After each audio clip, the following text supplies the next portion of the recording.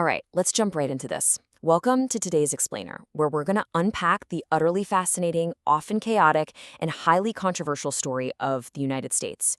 When you dig into the source material analyzing the history of this nation, a really distinct picture starts to emerge. We're looking at a remarkably young country that was built by farmers, stolen from native populations, funded entirely by debt, and somehow, through all of that turbulence, is actually still standing today.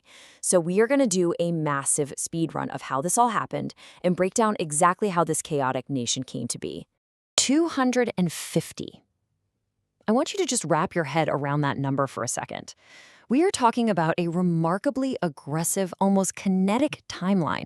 Just 250 years ago, this dominant, massive country didn't even exist. I mean, in the grand scheme of human history, that is barely a blink of an eye. And yet, look at where we are today. This exact same country now prints the money that the entire planet argues about. It's a completely wild trajectory, right? Going from literally nothing to absolute global financial dominance in just 2.5 centuries. The pacing of America's history is incredibly fast, and as you'll see as we go through this explainer, it comes with a pretty sardonic edge. So to understand how we got there, we really need to ground ourselves chronologically, because long before anyone ever called it America, this land was home to hundreds of thriving indigenous nations. You had the Iroquois, the Sioux, the Cherokee. These were complex civilizations that have been thriving for thousands of years. But then we hit that first major date on our timeline, 1492.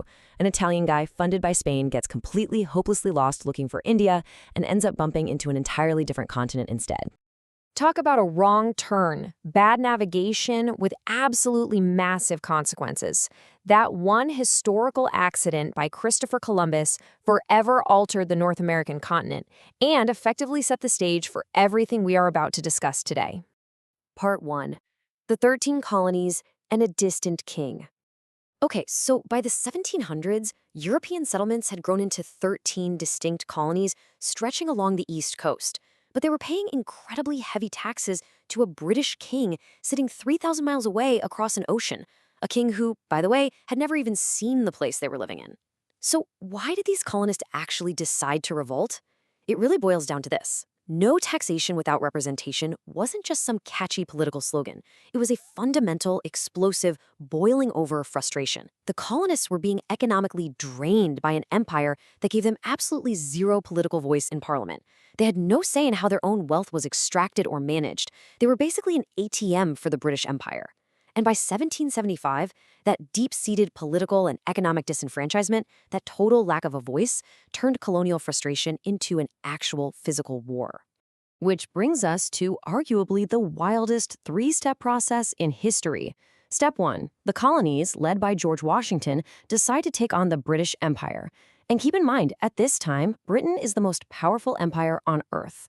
Yet somehow, against all odds, the colonists win. Step 2. On July 4th, 1776, they sign the Declaration of Independence. And finally, Step 3, they start a completely new country. But as our sources point out, this new country is totally broke, highly disorganized, and technically still at war. But the one thing it definitely is, it's free. Moving on to part 2, expansion and ugly truths. As this brand new nation expands rapidly across the continent, buying, invading, and negotiating its way forward, a really stark dichotomy emerges. On one hand, the country is growing incredibly rich, but on the other hand, it is fundamentally broken. Because to achieve this immense wealth and this rapid expansion, native nations are violently pushed off their land over and over again. Meanwhile, down in the South, an entire massive economy is being built directly on the backs of enslaved people. So you have this rising national wealth sitting right alongside absolute human tragedy. And that leads us straight into the ultimate question, framing the mid-19th century, North versus South. What kind of country is this actually going to be? The national fracture over slavery, over centralized power, and really over the core identity of the nation itself could only stretch so far. In 1861, that fracture inevitably snaps, plunging the whole country into the Civil War.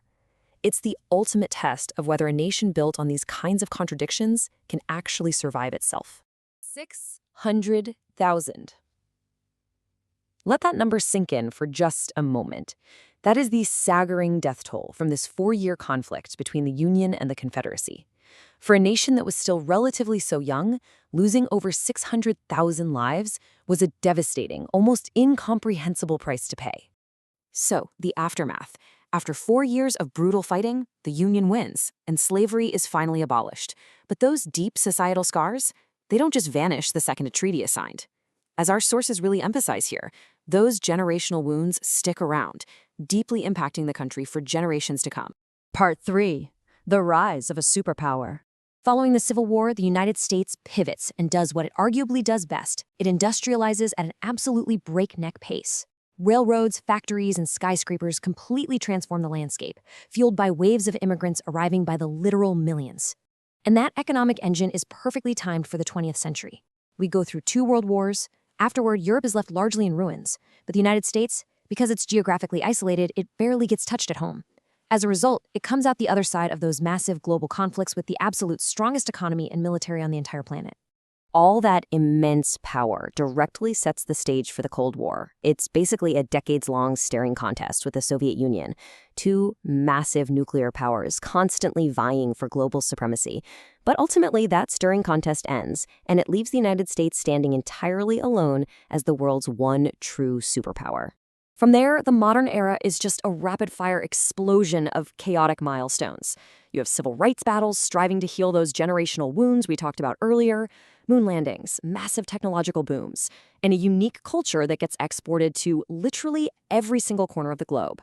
It is a breathless, kinetic pacing of recent history that perfectly matches the energy this nation was founded on in the first place. Which brings us to a final thought for this explainer. Today, the U.S. is still arguing with itself about almost everything. But the sources suggest something super fascinating here. Maybe that argument, weirdly enough, is the whole point.